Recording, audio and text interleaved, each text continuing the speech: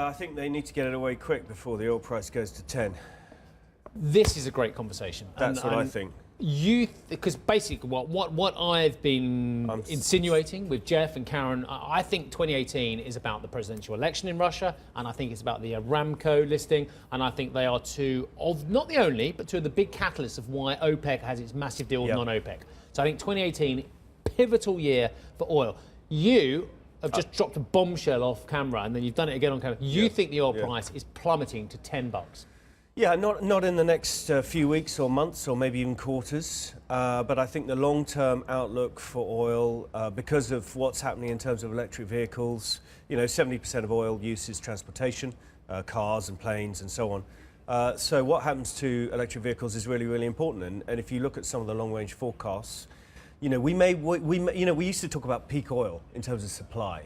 We now need to talk about peak oil in terms of demand. And I think the year could be somewhere 2023, 25, peak oil demand. Well, the great old Saudi oil minister quote, of course, which we often drag out in moments like this, is the Stone Age didn't end because of lack of stones. Right, yeah, and that's fascinating, isn't it? But I mean, what's fascinating, we forget, 120 years ago, the world didn't live on oil. Oil hasn't always driven the global economy. To be fair, although I have got room for a horse, I don't particularly want one. No, you don't want a horse, but it was coal, and before that it was wood. And there have been other sources of energy, excuse me.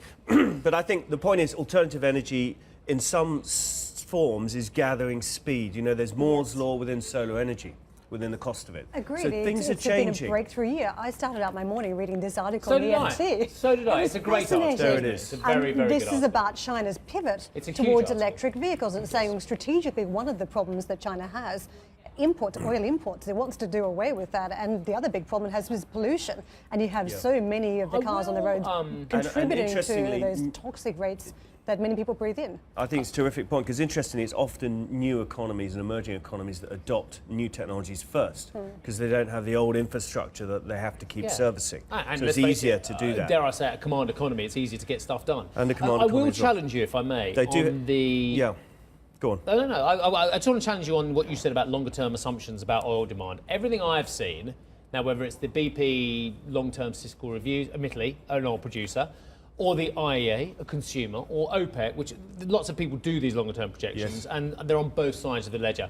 Everyone says that oil is going to be a very important part of the mix 20, 30, 40 years out. Yeah, I'm talking about peak oil. I mean, think of, the numbers could be not much more than 20 million barrels a day where we are, maybe 25. I don't want to pin it down too precisely. It's a big broad range. But the point is, Saudi still makes its money if oil goes to 10, but it doesn't balance its books.